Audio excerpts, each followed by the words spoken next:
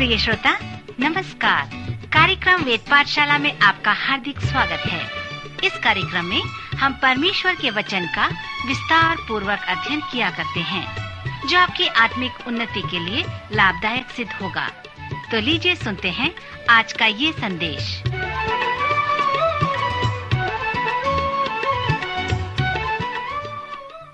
प्रिय श्रोता मित्र, प्रभु यीशु के पवित्र नाम में आपको मेरा नमस्कार। वेद पाठशाला की अगली कक्षा में आपका स्वागत है। आजकल हम जैतून के पहाड़ी उपदेश का सर्वेक्षण कर रहे हैं, जो नए नियम की पहली पुस्तक मत्ती रचित सुसमाचार के 24 और 25 अध्याय में हमें मिलते हैं। मत्ती के 25 अध्याय में दूसरे दृष्टांत को देखते हैं, जो तोड़ों का दृष्टांत है। यीशु इस दृष्टांत में हमें यह शिक्षा देते हैं कि उनका दोबारा आना उन लोगों के लिए न्याय का कारण होगा जिनके हाथ खाली हैं और उनके हाथों में कुछ नहीं है। वह हमारे उद्धार के बारे में कुछ नहीं बात कर रहा है, लेकिन वह हमारी सेवा, उसकी सेवा के लिए अवसरों, उसकी सेवकाई और उसकी इच्छा को पूरी करने के लिए बातें कर रहा है। यही विचारों को वह प्रकट करता है जब वह ये कहता है कि उसके वारिस आना उन लोगों के लिए न्याय होगा जिनके हाथ खाली हैं। और अब हम मत्ती के 25 अध्याय में तीसरे दृष्टांत को देखते हैं, जो हमें यीशु के दोबारा आगमन के और उसके लोगों का न्याय करने के बारे में बताता है, जिनके दिल खाली हैं। यीशु न्याय के बारे में भविष्यवाणी करते हैं कि यह किन पर आएगा। तुमने उन लोगों के बारे में क्या किया जो भूखे थे, जो प्यासे थे, अकेले थे, नंगे थे, बीमार थे या जो कैद खाने में थे? क्या तुमने खाना दिया? क्या उनको पानी पिलाया? क्या उन लोगों को भोजन दिया जो भूखे थे? क्या तुम उन अकेले लोगों को सहभागिता की? क्या तुम नंगों को कपड़ा पहनाया जो बीमार थे, जो कैद खाने में थे? क्या आपने उन लोगों की सुधि ली? यह दृष्टांत हमें यह सिखाता है कि हमारा न्याय हमारे हर एक साधारण मनुष्य की जरूरत पे, हमारी प्रक्रिया पर होगा, हमारे कार्य पर होगा। यह दृष्टांत हमें सिखाता है कि उसका न्याय उन लोगों पर होगा जिनके हृदय खाली हैं, जिन लोगों के दिल में ये बातें नहीं हैं। जब आप यीशु मसीह की मौत और उसके जी उठने के बारे में पढ़ते हैं, तो आपको ये अनुभव करना चाहिए कि जो दुख भोग सप्ताह हम मनाते हैं, वह घटनाओं का एक भाग है। जब आप मत्ती रचित सुसमाचार में इस भाग को पढ़ेंगे, तो इन घटनाओं को जरूर देखिए। पहले तो आप यीशु की आदर्श प्रार्थना को पढ़ें, जिसमें यीशु बगीचे में जाते हैं और उसका पसीना मानो लहू की बड़ी बड़ी बूंदें होकर गिरती हैं। वह प्रार्थना करता है कि पिता, अगर यह संभव हो सके तो यह कटोरा मुझसे टल जाए, तो भी जैसा मैं चाहता हूं वैसा नहीं, परंतु पिता जैसा तू चाहता है वैसा ही हो। यहाँ जो प्रार्थना है, उसे परमेश्वर की प्रार्थना कही जानी चाहिए। जैसा मैं चाहता हूं वैसा नहीं, परंतु जैसा तू चाहता है वैसा ही हो। क्या आपने कभी इस तरह की प्रार्थना की है? अगर डॉक्टर आपसे कहे कि आपके अंदर ईर्ष्या की भावना है, क्या आप उस तरह से प्रार्थना कर सकते हैं कि पिता, अगर यह संभव हो तो यह कटोरा मुझसे टल जाए, तो भी मेरी इच्छा नहीं परंतु तेरी ही इच्छा पूरी हो। मैं ऐसे बहुत से लोगों को जानता हूं जो कहते हैं जब इच्छा हो तब प्रार्थना करनी चाहिए, अन्यथा नहीं। मैं असम्मत हूं इन लोगों से, क्योंकि यीशु ने खुद आदर्श प्रार्थना करनी सिखाई है।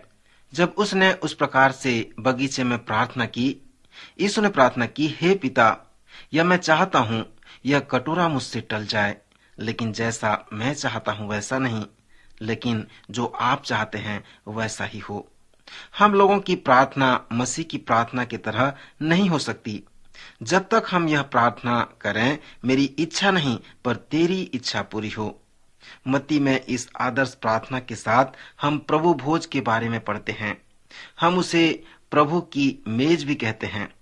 कुछ महान शिक्षकों के द्वारा इसे पवित्र भोज, प्रभु की भोज कहा गया है। मैं बहुत से नौसैनिक परिवारों के साथ 20 साल तक संगति की है। और मैंने इस बात के ऊपर ध्यान किया है, जब उनके पति 9 या 10 महीनों के लिए जहाजों पर रहते हैं तो उनकी तस्वीर परिवार वालों के लिए बहुत ही महत्वपूर्ण स्थान लेती है। लेकिन जब वह घर में परिवार के साथ होते हैं तो उनकी तस्वीर इतना महत्वपूर्ण नहीं होती। हो सकता है उनकी तस्वीर एक कोने पर रखी हो और उस पर धूल जम रही हो। उन्हें अब अपने पति की तस्वीर की जरूरत नहीं, जब पति खुद अपने परिवार में आ गया है। यह एक विचार है कि पवित्र प्रभु भोज का मसीही संस्कार ही एक बुनियाद है। यीशु अपने शिष्यों से कहते हैं, इससे पहले कि मैं जाऊं, मैं अपनी तस्वीर तुम्हें दे देना चाहता हूं। जब तक मैं न आऊं तब तक इस तस्वीर को देखते रहो। यह सहभागिता है। यीशु मसीह फिर से आने वाले हैं। जब तक वह वापस नहीं आते, पवित्र प्रभु भोज ही उसकी अपनी तस्वीर है जिसे वो हमारे पास छोड़ गए हैं।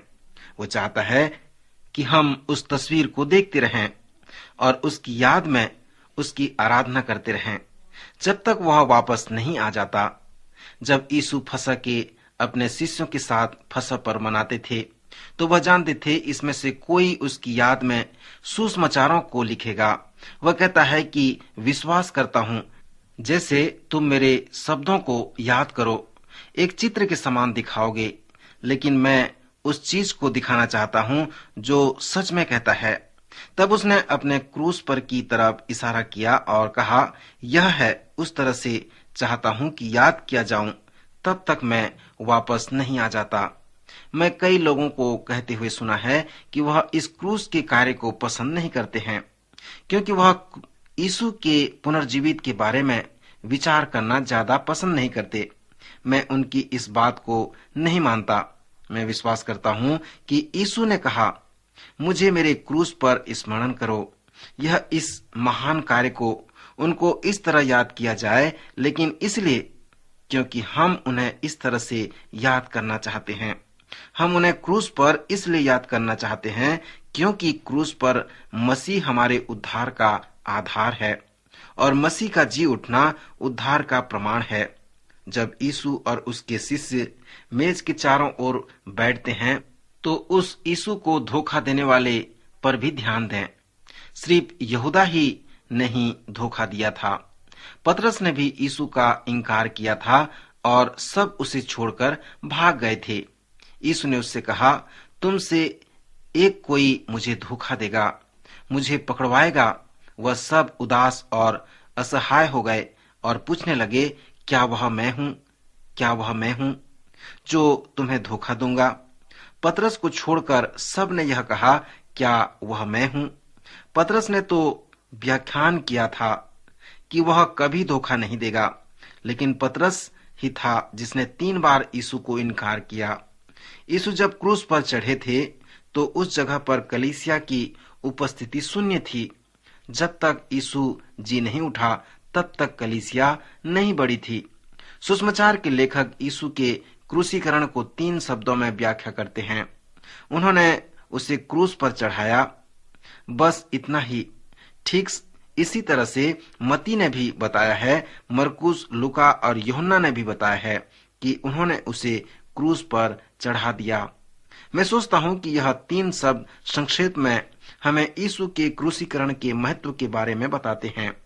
यशाया 53 और भजन संहिता 22 जो पुराने नियम में है, उसकी मृत्यु और उसकी मृत्यु के महत्व के बारे में भविष्यवाणी करता है।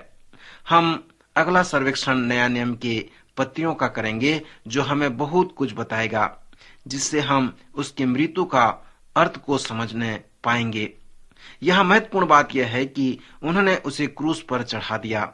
जिस तरह से वह था, जब वह क्रूस पर मरता है तो उसकी क्रूस पर मृत्यु सच में और प्रसिद्ध हो जाती है।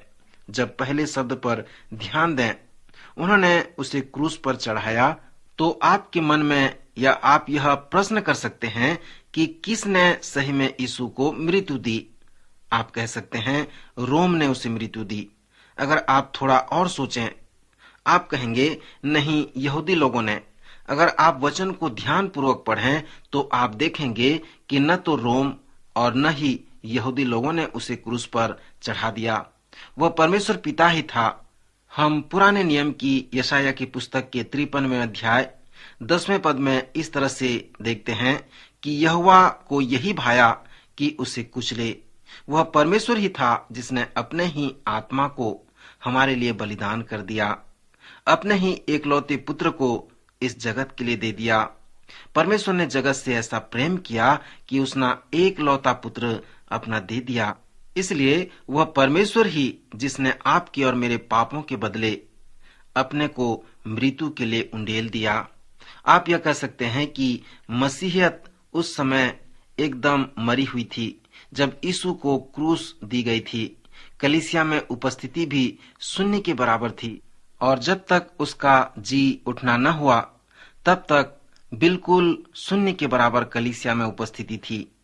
यीशु का फिर से जी उठना फिर उसके पीछे चलने वालों को फिर से क्यों आपस में जुटाता है।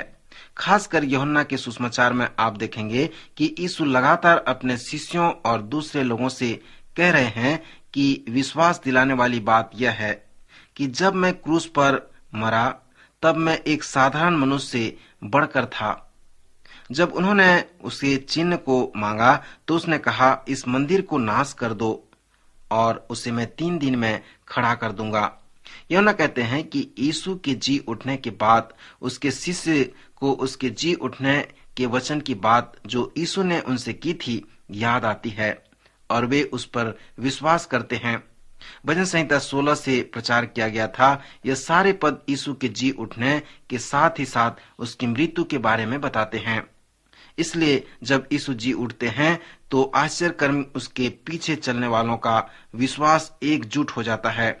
वचन में ध्यान दें कि यीशु की मृत्यु और यीशु का जी उठना मसीह सुसमाचार के 2 सच्चाई है। मसीह सुसमाचार सिर्फ यीशु की मृत्यु केवल सच्चाई नहीं है, लेकिन मसीह सुसमाचार में 2 सच्चाई हैं जो हम नया नियम की पत्रियों में उसके महत्व को देखते हैं। वह है उसकी मृत्यु और उसका जी उठना। उसके जी उठने के बाद हम उसके उस महान आदेश को पढ़ेंगे।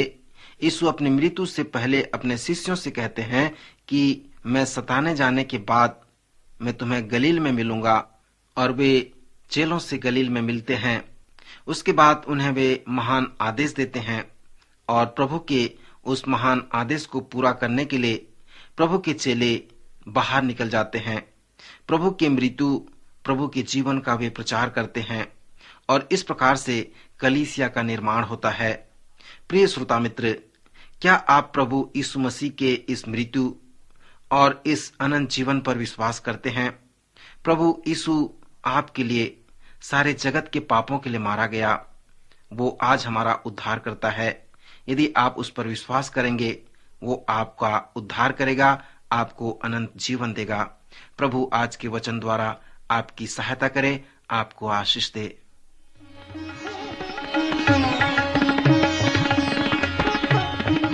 अभी आप सुन रहे थे कार्यक्रम वेद पाठशाला।